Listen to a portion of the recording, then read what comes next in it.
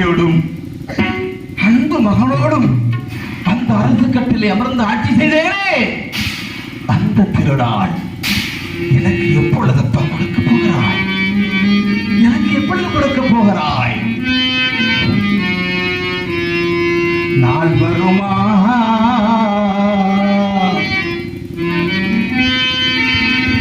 அந்த நாள் வருமா?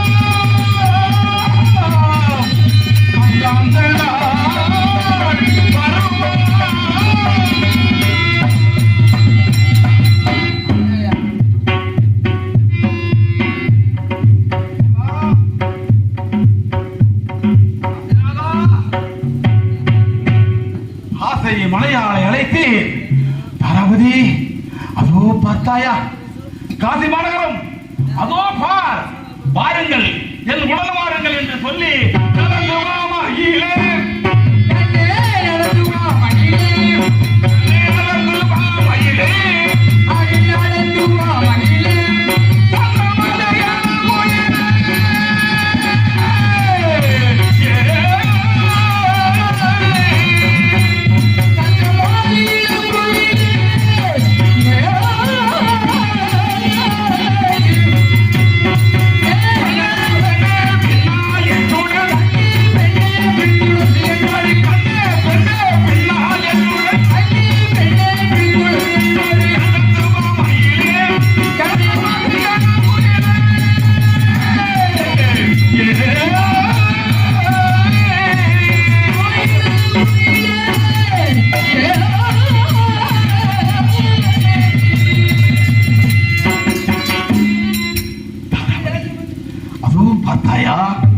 காசி மலகரம், காசி விஸ்வநாதர், அன்னை விசாலாட்சி காட்சி அளித்துக் கொண்டிருக்கிறார். காசிக்கு சென்றால் கர்மம் துளையும் என்று சொல்வார்களே, அதற்காகத்தான் நாம் காசி நோக்கி வந்திருக்கிறோம். காசி விஸ்வநாதரையும் அன்னை விசாலாட்சி வணங்கிவிட்டு பிறகு என்ன வகை செய்யலாம் என்று யோசித்து காசி விஸ்வநாதரை தரிசனம் செய்தேன்.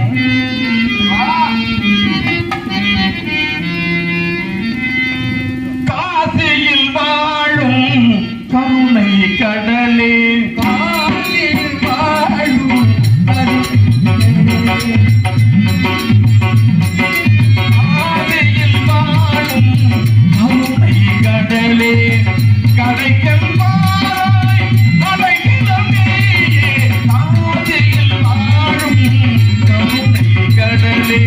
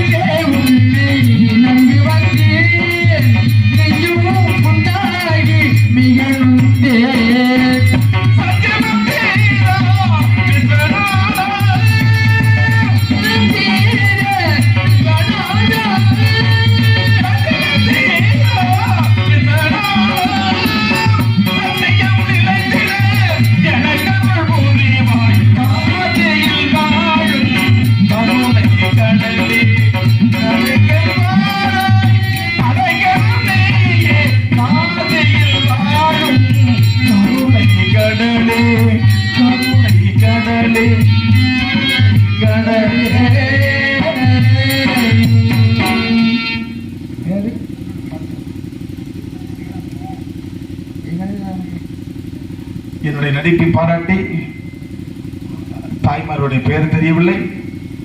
அம்மா அவர்கள் எனக்கு ரூபாய் 50 பரிசளித்தார்கள்.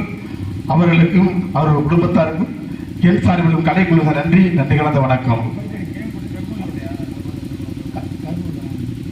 கருப்புமலர்கோட்டையை சேர்ந்த கே மகேந்திரன் அவர்கள் இங்கே ஹரிச்சந்திரன் நடிக்கும் ஆனால் சென்னையை பாராட்டி ரூபாய் 50 அன்பளிப்பு அளித்துள்ளார். அவர்களுக்கு எங்களது கலைக்குழு சார்பாக நன்றி வணக்கம். நன்றி வணக்கம். பார்வதி, அன்னை விசாலாட்சி வணங்கிவிட்டோம். 48 நாட்கள் முடிந்து விட்டது. இன்னும் இருப்பது ஒரு நாள் இருக்கிறது. என்ன வழக்கு செய்யலாம் என்று என் மனையாளை கேட்டேன். என் மனையாள் தெரிவித்தார், கையிலே நெய் வைத்துக் கொண்டு ஏனையனை வெள்ளிக்கு நய வேண்டும் என்று சொன்னார். பார்வதி, வேண்டாம் அம்மா, இந்த காசிமா நகரத்திலே இந்த பாவி தன்னுடைய சரீரத்தை யாருக்கு விலை கூறி முடிவருக்கு சேர வேண்டிய திரைவத்தை கொடுத்து விடுங்கள் என்று சொன்னேன். நானா பிராணவதி, என்ன வார்த்தையா சொல்லுகிறீர்கள்? நீங்கள் ஒருவருக்கு அடிமையாகி விட்டு போய் சென்று விட்டால் நானும் என் மகனும் என்னையா செய்வோம் என்று சொன்னாலே, என்ன செய்வோம் என்று சொன்னாலே,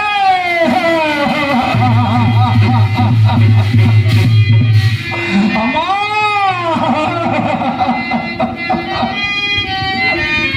உன்னை எப்படி என்ன விலை கூற போகிறேன்?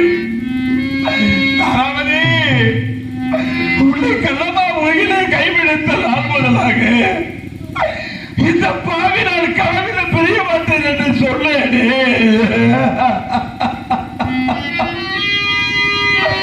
இந்த சண்டாளனை எப்படி அம்மா உன்னை விலை கூற போகிறேன்? உன்னை விலை கூறி மாற்றாளுக்கு விட்டுவிட்ட இந்த பாவினால் எப்படி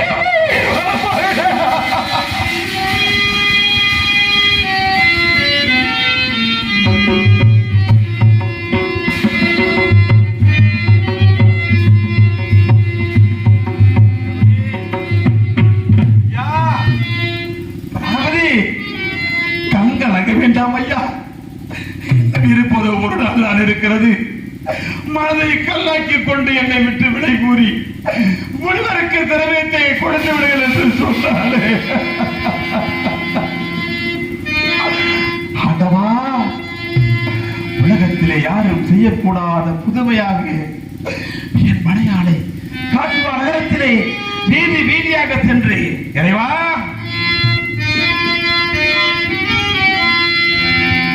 உலகம் அறியாத முதுமை என் உடல் பொருளாவியை கடனுக்கு விற்பது உலகம் அறியாத முதுமை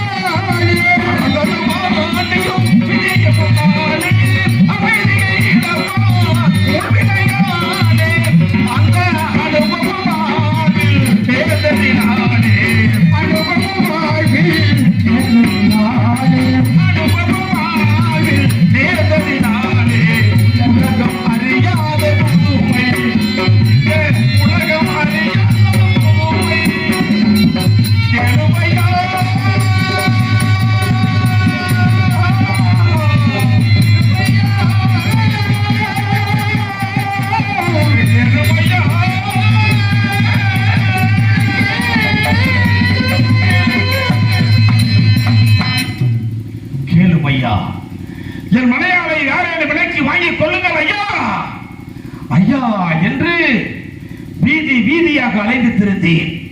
இறுதியாக பிராமண குலத்தை உதித்த காலகண்டை என்பவர் என் மனையாளை விலைக்கு வாங்கினார்.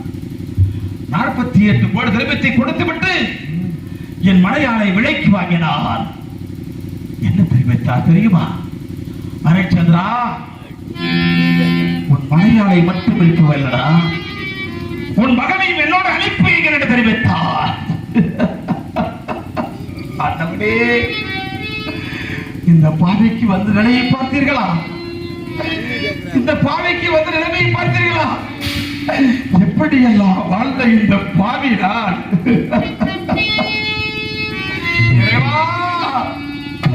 என் மலையாளை மாற்றாளிடத்திலே விட்டுவிட்டு என் மலையாளை என்ன தெரிவித்தார் தெரியுமா? பிராணபதி, உங்களை விட்டு நான் எப்படி ஐயா பிரிந்து போக போகிறேன்? உங்களை நான் எப்பொழுது ஐயா பார்க்க போகிறேன் என்று சொன்னாரே.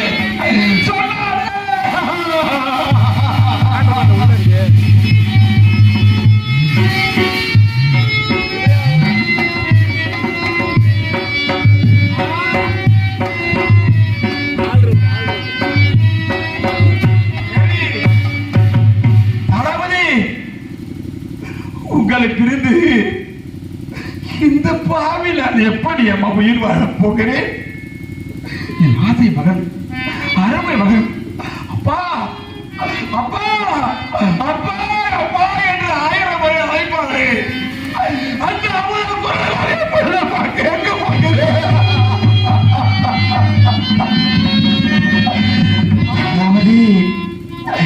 எல்லை விட்டு நீ போக போகிறாயா?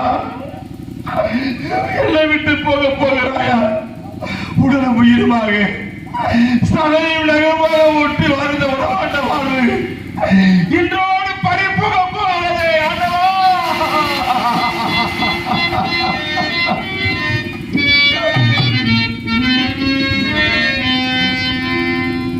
மாது தீரோன் மணியே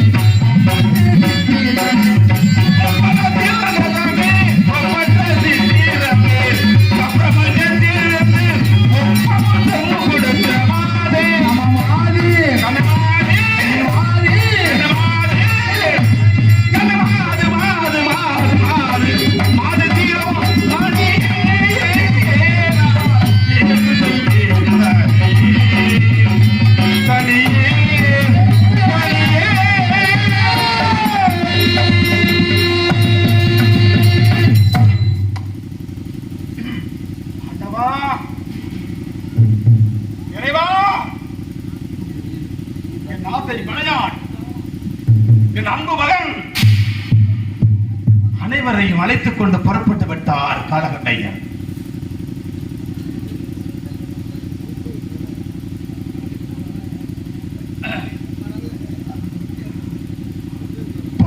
மதிப்புக்குரிய மாப்பிள்ளை அரசப்பட்டு நமசவர்கள் எனக்காக ரூபாய் அன்பளிப்பு அளித்து சித்தமெல்லாம் சிவமயம் என்ற பாடலை கேட்டிருக்கிறார். இறுதியாக பாடுகிறேன்.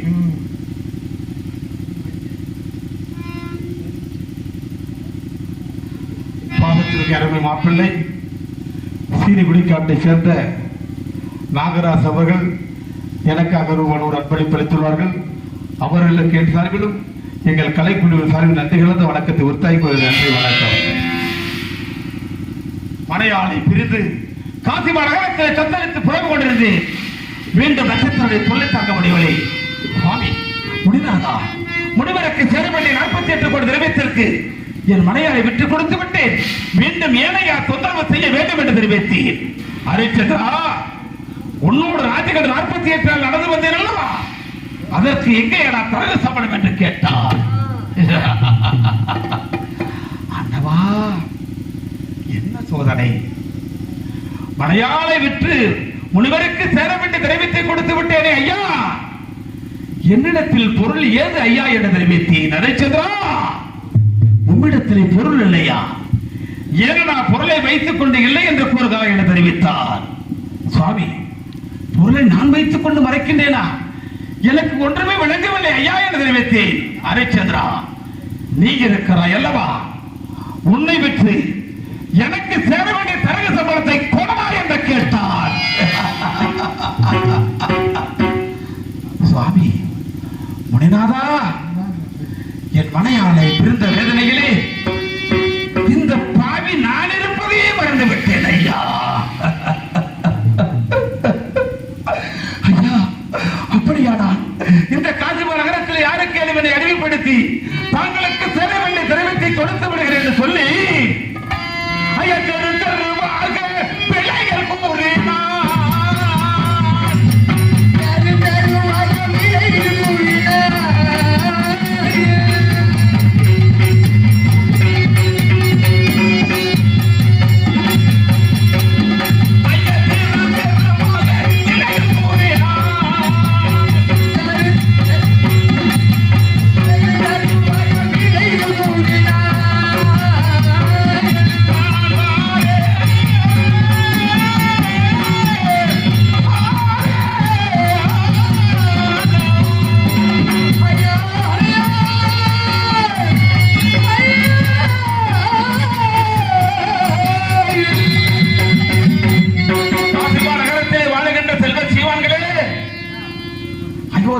அரிச்சந்திரன் வாக்கால் பட்ட கடனுக்காக இந்த காசிமா நகரத்திலே விலை கூறி வருகின்றேன் ஐயா. செல்வ சீமான்களே, யாரேனும் வாங்கிக் கொள்ளுங்கள் ஐயா என்று கூறி ஒவ்வொரு வீதியாக ஐயா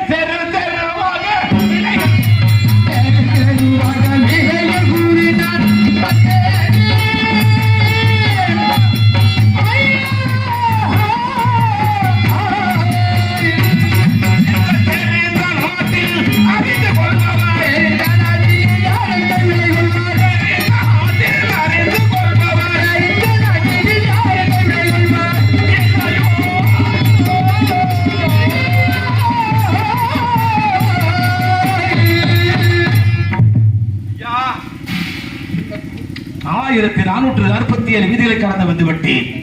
இனி இருப்பது ஒரு வீதிதான் இருக்கிறது. அரிச்சந்திரா, அங்கு சென்று விலை கூறி வாடா என்று தெரிவித்தார். ஐயா,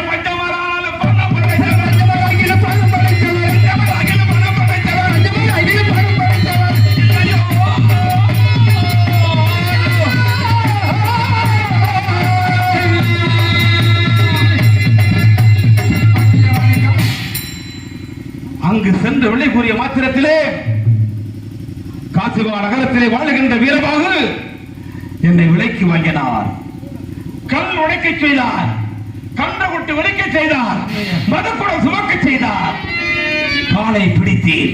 காலை பிடிக்கின்ற பொழுது என் கரத்தில் உள்ள கலையாளி மோதிரம் மன்னருடைய பாதத்திலே பட்ட மாத்திரத்திலே காலால் எட்டு உதைத்தார். ஐயா,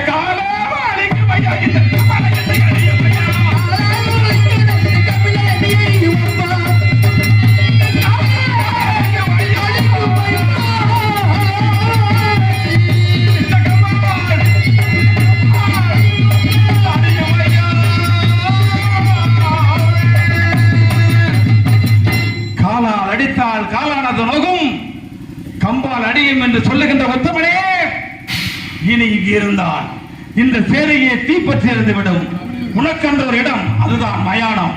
அங்கு சென்று வருகின்ற பிறங்களுக்கு கார்பட குணத்தோடு வாய்க்கெழுத்து வாங்கி நான் செய்த காவலை நீ புரிய வேண்டும் என்று சொல்லி புறப்பட வைத்து விட்டார்.